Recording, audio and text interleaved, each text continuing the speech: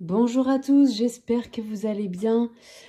Je voulais d'abord vous dire un grand merci d'être là, vraiment. Merci pour vos abonnements, vos likes, vos commentaires. Ça me fait toujours un grand plaisir d'échanger avec vous, vraiment. Voilà, on a la chance d'avoir une passion en commun qui est toutes ces cartes. Et je trouve ça super qu'on puisse échanger là-dessus tous ensemble. Voilà. Donc encore un grand merci vraiment du fond du cœur. Alors, on va continuer la collection d'oracles de développement personnel et on continue tout de suite par l'oracle de la mer de Pipa Best. Connectez-vous au pouvoir guérisseur de l'eau. Donc, c'est un jeu de 48 cartes. Je ne vous ai pas fait la review de ce jeu. Je vais la faire prochainement. Alors, c'est vraiment un oracle pour se connecter à la mer, bien évidemment. Et je le trouve vraiment très joli. Alors, on a un livret. Donc ça, c'est chez le Lotus et l'éléphant. On a un livret. Alors, c'est pas... Vous voyez, c'est du papier. Il n'y a pas vraiment de couverture. Bon, voilà. On a une introduction. Le sommaire, quoi. Une introduction et un à propos de l'auteur.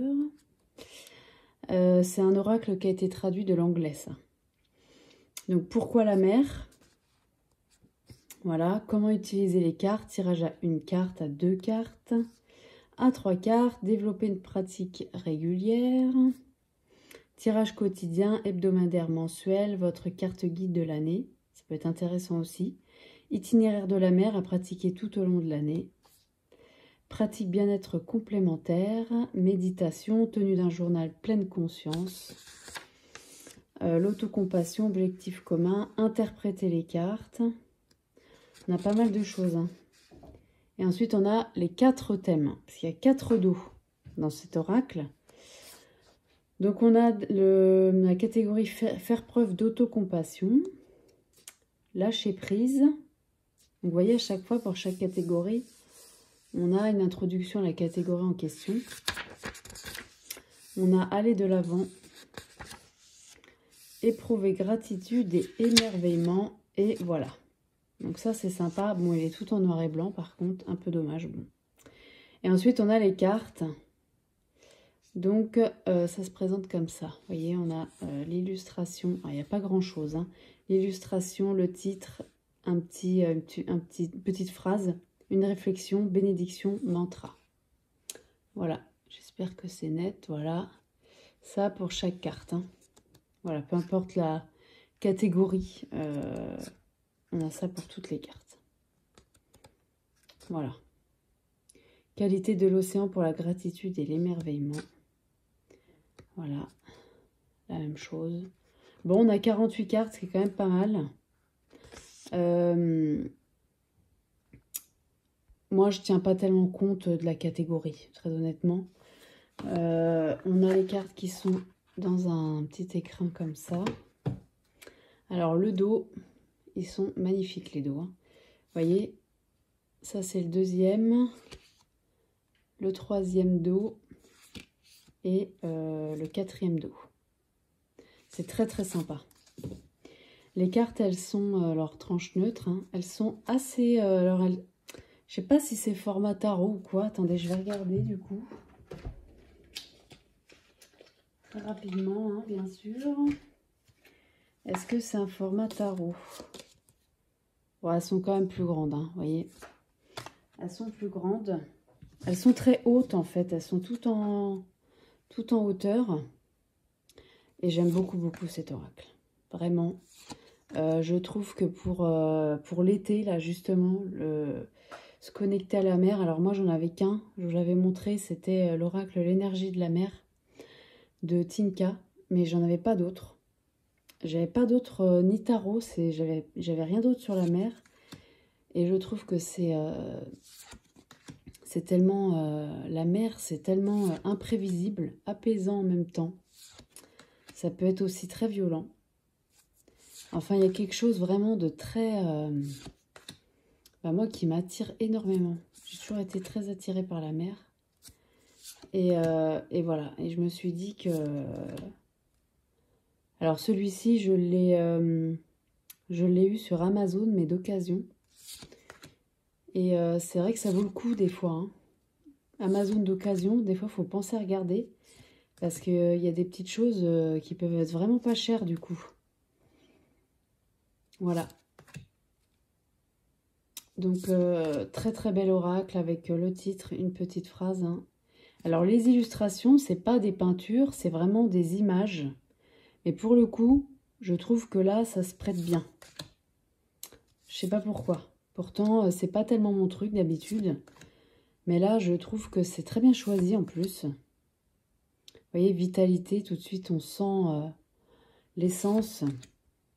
Apaisement aussi. Je trouve que pour le coup, là, c'est pas dérangeant en fait. Voilà pour cet oracle qui est magnifique. L'oracle de la mer. Ensuite, on passe sur complètement autre chose. Un que vous connaissez très très bien, c'est l'oracle Histoire de sorcière, évidemment.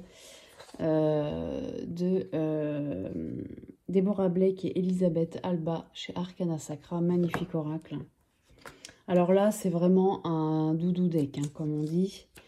Il n'y a pas vraiment de... C'est pas, pour moi, il n'y a pas de divination avec cet oracle-là. Un tout petit peu, mais c'est vraiment très léger. On a quoi? Je ne sais même pas si je vous le présente, hein, parce qu'elle est tellement connue que bon. Mais bon. Une introduction. Comment utiliser ce jeu? Voilà, on a 3 parties à chaque fois. Action, divination, magie. Donc, on peut faire de la magie avec cet oracle-là. Ça, par contre, c'est quand même très intéressant. Progression des cartes. Les tirages. Tirage à 1 carte, à 2 cartes, à 3 cartes. Voilà, et puis ensuite, on passe aux cartes. C'est sur du papier glacé, c'est très, très sympa. Voilà, donc on a l'élémentaire déjà, voilà. On a la représentation, un petit texte, un texte sur l'action à mettre en place. La partie divination qui est peut-être plus partie guidance et une partie magie. Voilà, on a ça pour toutes les cartes et divisé avec les éléments en fait, hein, eau, feu, etc., etc. Voilà, très très beau livret. L'intérieur de la boîte, vous connaissez, hein, c'est toujours tellement agréable d'utiliser des oracles de qualité comme ça. Le dos, toujours magnifique, évidemment. Tranche neutre. Et puis bah, les illustrations, on les connaît, hein. Ouf, on les connaît très très bien. Mais il est vraiment très très beau cet oracle, hein. Il fait vraiment du bien. Il est très agréable à tirer.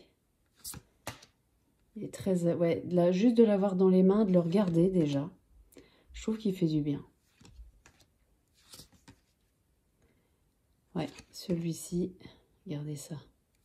Ça fait toujours plaisir de le revoir, même si on le connaît, hein. On le connaît par cœur. Mais ça fait toujours plaisir. On est dans un univers. Voilà, moi je trouve que c'est ça qui est bien aussi avec les cartes, c'est que on se plonge pour un temps dans un univers. Et ça fait vraiment du bien aussi, hein.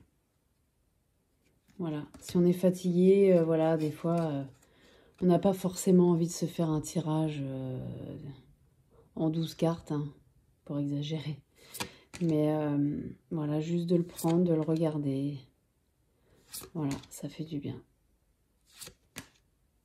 Juste se tirer une petite carte comme ça et puis lire le texte aussi, hein.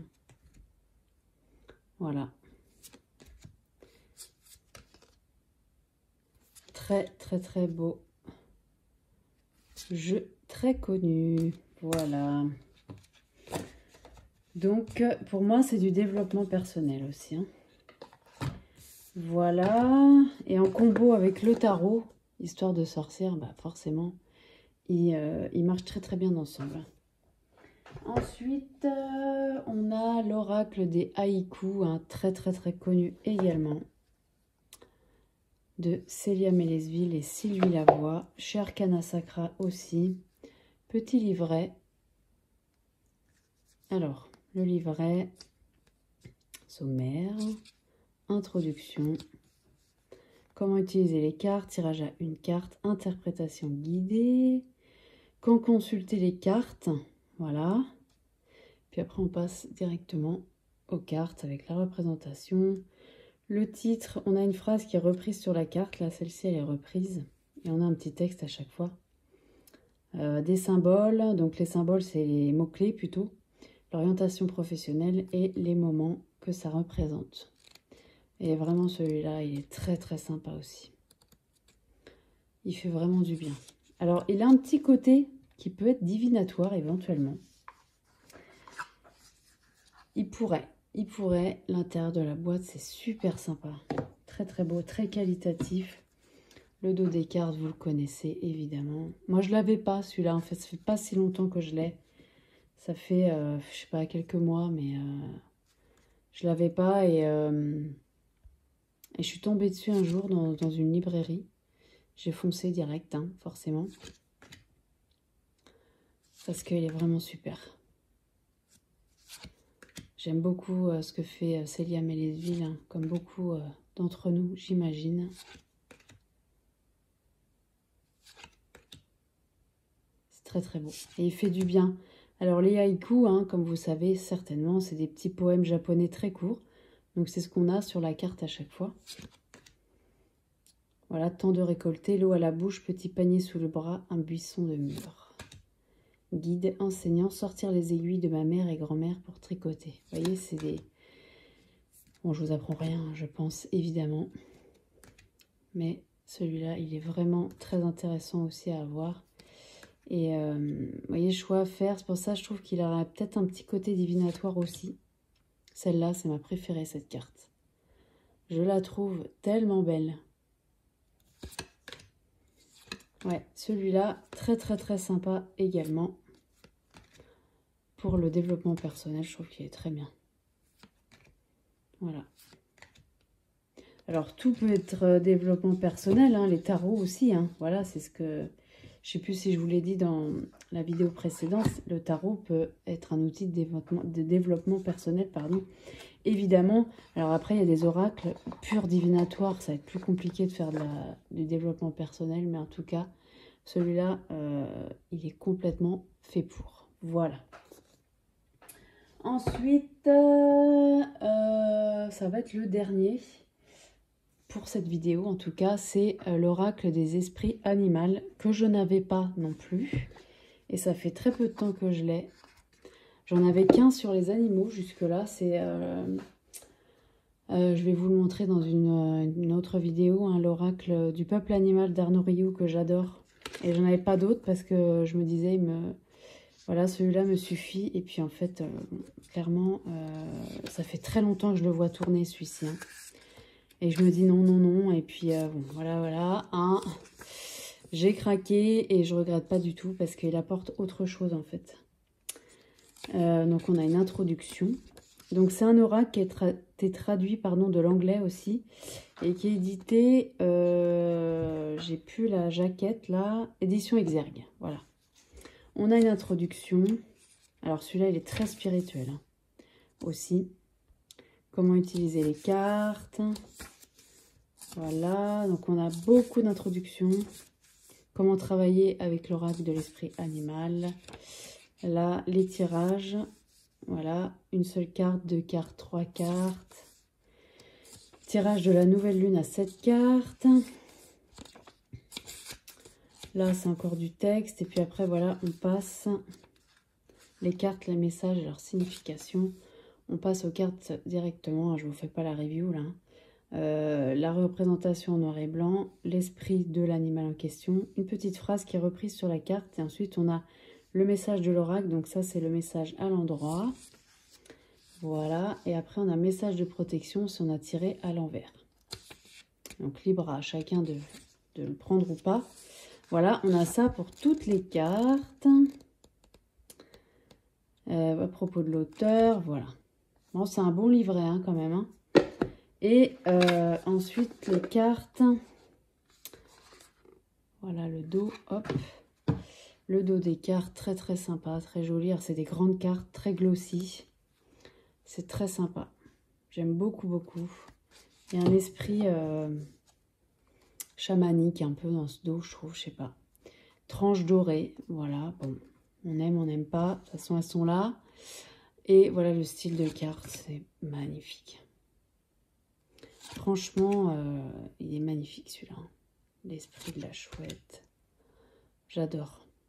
L'esprit de la loutre, vous n'êtes jamais seul. Voilà, je trouve que le fait qu'il y ait une petite phrase sur la carte, c'est très sympa parce que